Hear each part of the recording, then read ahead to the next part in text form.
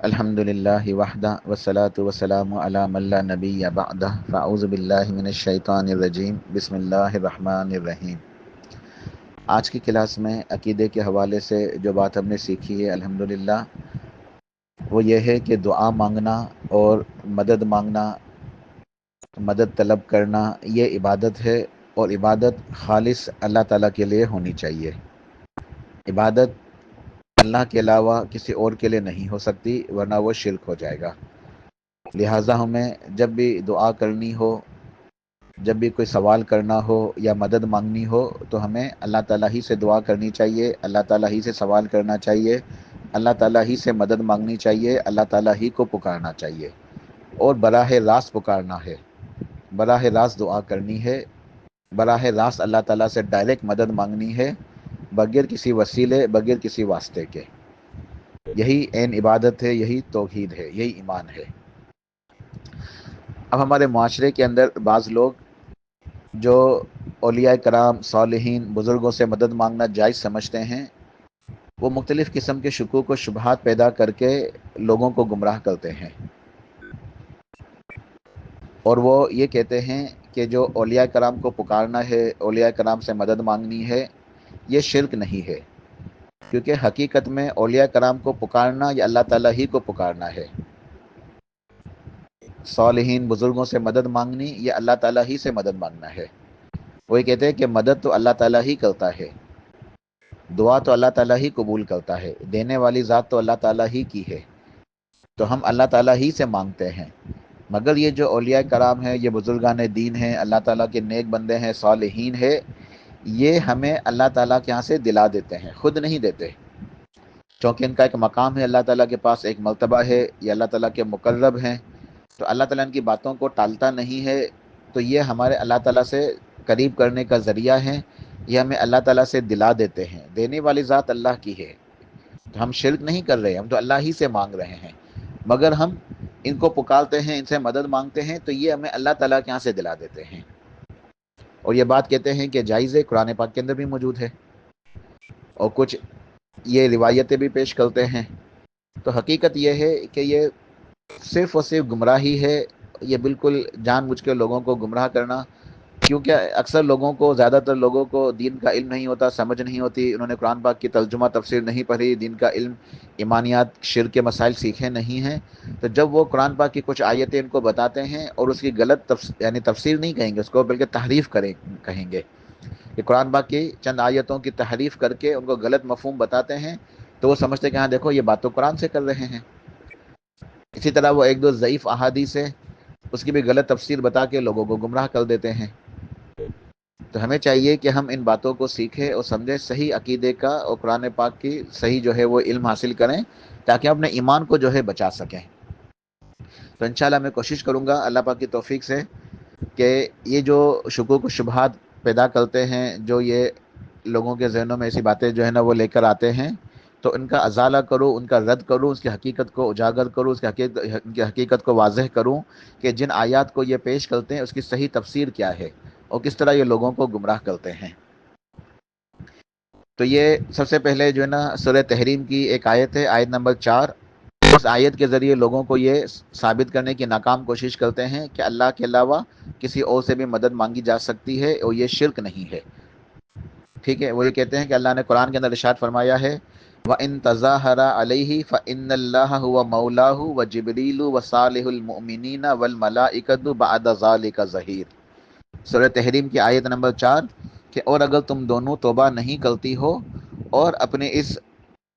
بات سے جو ہے رجوع نہیں کرتی ہو، تو یاد رکھنا کہ اللہ تعالیٰ اپنے نبی کا مددگار ہے صلی اللہ علیہ وسلم، اللہ تعالیٰ اپنے نبی کریم صلی اللہ علیہ وسلم کا مددگار ہے، اور جبریل بھی آپ کے مددگار ہیں،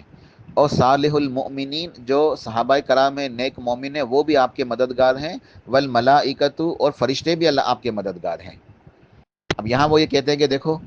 اگر صرف اللہ تعالیٰ ہی سے مدد مانگنی ہوتی اور کسی اور سے، نیک لوگوں سے مدد مانگنا اگر یہ شرک ہوتا، یہ غلط ہوتا، یہ گناہ ہوتا،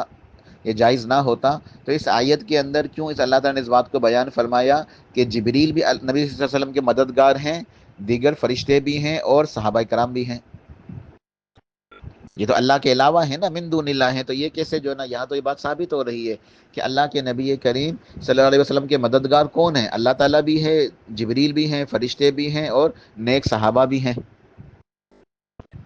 تو یہ غلط بات بتاتے ہیں۔ اصل بات جو ہے سمجھنے کی وہ یہ ہے کہ اگر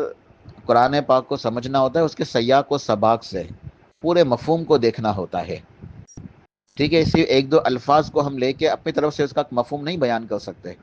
کہ بھائی دیکھو یہ الفاظ قرآن کے اندر موجود ہے، اس کا یہ مطلب ہے، نہیں، بلکہ ہمیں پوری اس کی تفصیل جو ہے اس کا علم حاصل کرنا ہوگا۔ تو یہ بات کو سیکھنا ہے تو سورہ تحریم کو اچھی طریقے سے پڑھیں، مکمل طریقے سے پڑھیں، ورنہ کم سے کم اس کی ابتدائی جو آیات ہیں، آیت نمبر 1 سے شروع ہو جائیں، پہلی آیت سے لے کے 5 6 7 آیات پڑھیں تو بات مکمل سمجھ میں آتی ہے۔ یہ ایک بڑا طویل موضوع ہے، سورہ تحریم کی جو ابتدائی آیات میں جو یہ موضوع بیان ہوا ہے، تو چونکہ وقت میرا کم ہے اس وجہ سے میں اسے اختصار کے ساتھ موضوع کی مناسبت سے وہی بات کروں گا جو یہاں بیان کرنے جو ہے وہ سمجھانا مقصود ہے کہ اس سورہ تحریم کی ابتدائی آیات کے اندر اللہ پاک نے اس بات کو بیان فرمایا ہے، ان کا شان نزول یہ ہے کہ اللہ کے پیارے نبی کریم سرتاج رسول صلی اللہ علیہ وسلم نے کسی وجہ سے کسی حلال چیز کو اپنے اوپر قسم کھا لیا کہ یہ میرے اوپر حرام ہے، اور یہ بعض امہات المومنین کے کہنے کے اوپر ہوا تھا یہ معاملہ۔ تو اللہ پاک نے جو ہے نا یہ آیت نازل فرمائی ہے کہ میرے حبیب صلی اللہ علیہ وسلم، آپ بھلا کیسے کسی ایسی چیز کو جو ہے وہ جو نا جو حلال ہو اس کو حرام کر سکتے ہیں اپنے لیے، جو اللہ تعالیٰ نے آپ کے لیے حلال قرار دی ہے؟ اور آپ اپنی بیویوں کے کہنے کے اوپر، یعنی امہات المومنین جو ہیں ازواج مطہرات، آپ نے ان کے کہنے کے اوپر ایک چیز جو آپ کے لیے حلال تھی اس کو اپنے لیے حرام کیسے کر دیا؟ یہ تو آپ کے لیے جائز نہیں تھا۔ تو اللہ پاک نے آپ کی اصلاح فرمائی یہاں پر۔ اسی طریقے سے اللہ تعالیٰ نے جو ہے نا یہ آیت نمبر 3 اور 4 کے اندر جو ہے بعض امہات المومنین جو ہے اما عائشہ صدیقہ حضرت رضی اللہ تعالیٰ عنہا اور ام المومنین اما حفصہ رضی اللہ عنہا، ان کی اصلاح فرمائی کہ ان دونوں نے اللہ کے نبی کریم صلی اللہ علیہ وسلم کے کسی راز کو دوسری جو ہے جو زوجہ محترمہ تھی، جو دوسری جو ہے نا ہماری مائیں ہیں امہات المومنین، ان کو بتا دیا تھا، آپ کے راز کو افشا کر دیا، آپ کے راز کو بتا دیا۔ تو اللہ پاک نے جو ہے نا ان کی اصلاح فرمائی کہ تم نے کیسے جو ہے یہ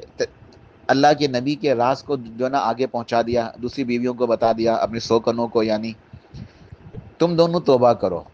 یا مخاطب کون ہے؟ اما عائشہ صدیقہ رضی اللہ تعالیٰ عنہا اور ام المؤمنین اما حفصہ رضی اللہ تعالیٰ عنہا،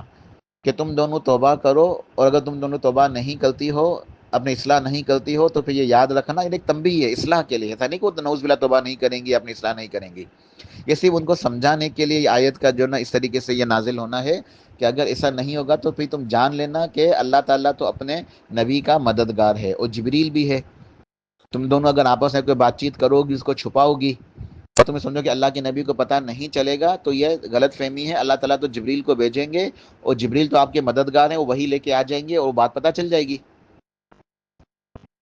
تم دونوں جو آپس میں بات چیت کرو گی تو وہ بات چیت تو اللہ کے نبی کو پتہ چل جائے گی، اللہ تعالیٰ جبریل کے ذریعے بتا دیں گے کہ جبریل بھی جو ہے نا اللہ تعالیٰ بھی آپ کا مددگار ہے، جبریل بھی آپ کے مددگار ہیں۔ وصالح المؤمنین، اہل تفسیر کہتے ہیں، مفسرین لکھتے ہیں کہ یہاں ان سے مراد سیدنا ابوبکر صدیق رضی اللہ تعالیٰ عنہ ہیں اور سیدنا عمر فاروق رضی اللہ عنہ ہیں۔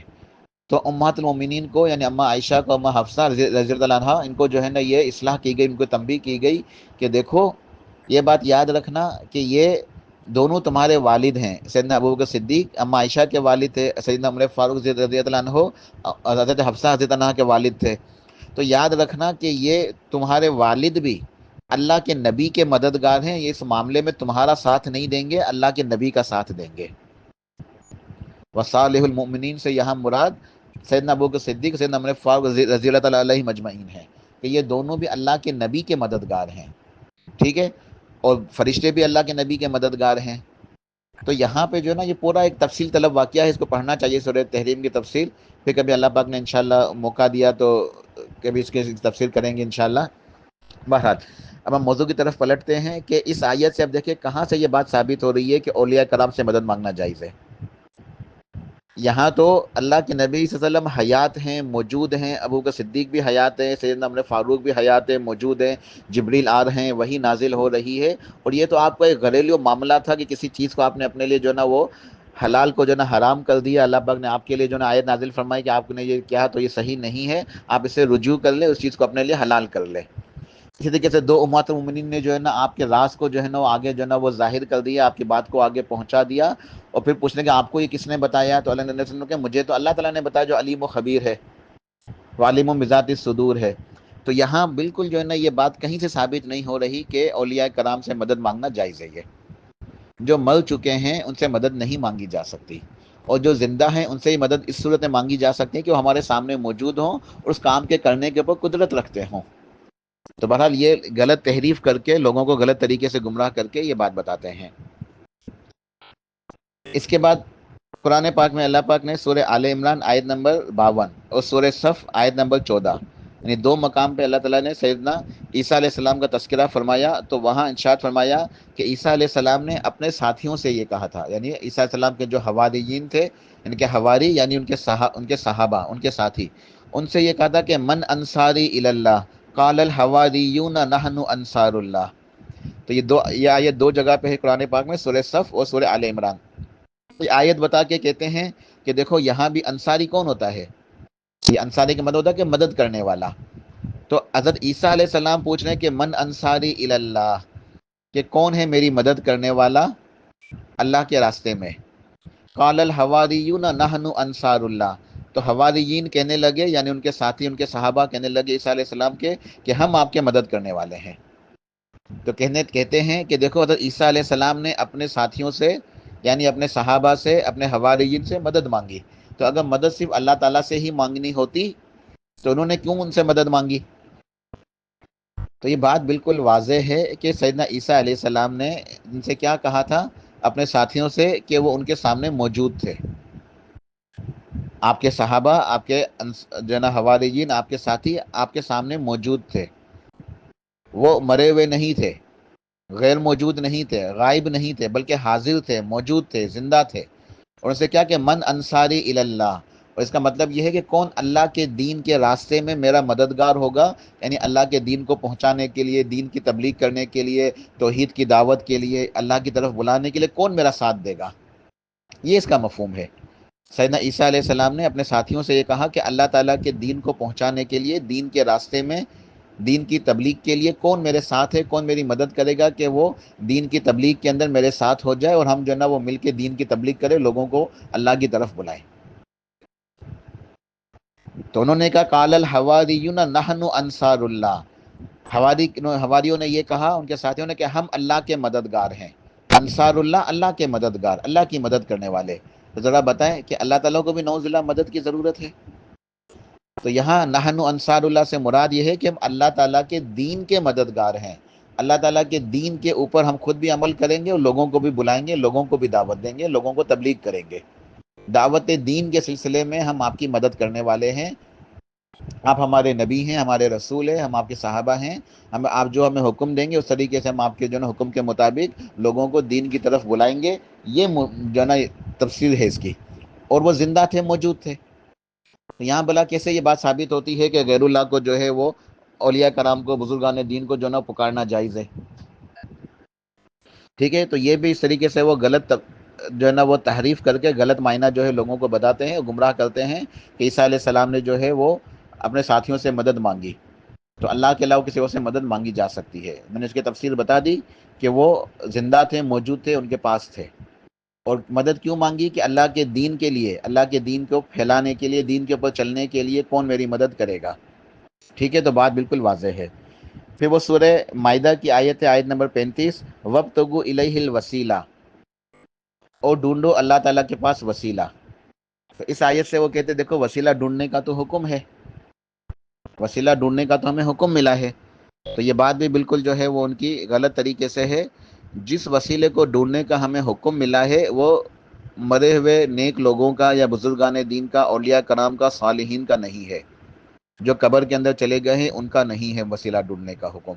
پورے قرآن پاک کی تلاوت کریں، پورے قرآن پاک کو دیکھیں، احادیث کو، پوری جو جتنی بھی نصوص ہیں اس دین کا مطالعہ کریں، کتاب و سنت کا۔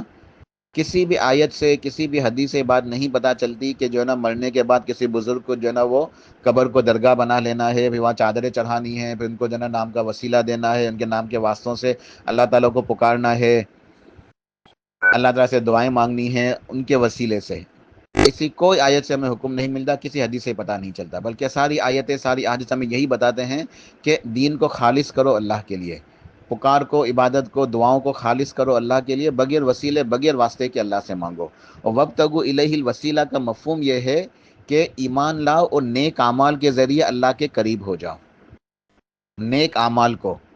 अमल सालिहात को अपना वसीला बनाओ। तो वसीला दो किस्म का है, एक है शख्सी वसीला, गैरुल्लाह का वसीला, बुजुर्गान दीन का, औलिया कराम का वसीला, जो किसी भी तरह साबित नहीं है, जो बिल्कुल नाजायज़ है, ठीक है। और दूसरा वसीला है ईमान अमल सहले का वसीला, ईमान और अमल सहले का वसीला, ठीक है। तो ये बिल्कुल जायज़ है, इसको इख्तियार करने का हुक्म है कि ईमान लाओ और नेक आमाल करो, हसनात करो, नेकियां करो, भलाई वाले काम करो, अल्लाह की इबादत करो। इस ईमान को, इस इबादत को अपने लिए अल्लाह ताला के करीब होने के लिए वसीला बनाओ। तो यहाँ जिस वसीले का तज़किरा है, जिक्र हो रहा है, वो इबादत का वसीला है, ईमान का वसीला है, नेक आमाल का वसीला है, ना कि औलिया कराम और सालिहीन का वसीला है। और वसीले के लिए हमने बाकायदा जो ना 2-3 क्लासें इब्तिदा में हो चुकी हैं, तो वहाँ पूरे बाकायदा तफसील के साथ सारे दलाइल के साथ अल्हम्दुलिल्लाह गुफ्तगू हुई है। तो उन क्लासेस को भी दोबारा सुनिएगा इंशाल्लाह, उसमें आपको अच्छे तरीके से इल्म जो है वो मिलेगा। बहरहाल यहाँ ये जो कहते हैं कि वब्तगू इलैहिल वसीला, और ढूंढो अल्लाह के रास्ते में वसीला, तो ये वसीला ईमान और अमलुस सहले का है, इबादत का वसीला है, ठीक है। तो यह शख्सी वसीला नहीं है। इसके बाद वो आखिरी आयत जो है ना इंशाल्लाह इनकी बताता हूँ।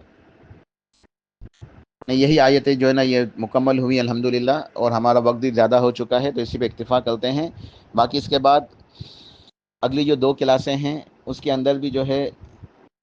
इस्तिआज़ा और इस्तिगासा, जब वहाँ ये भी दुआओं की किस्में हैं, जब वहाँ इंशाल्लाह जो है ना वो आखिरी जो है ना वो जो वॉइस होगी उसके अंदर इनके मज़ीद कुछ शुबहात हैं,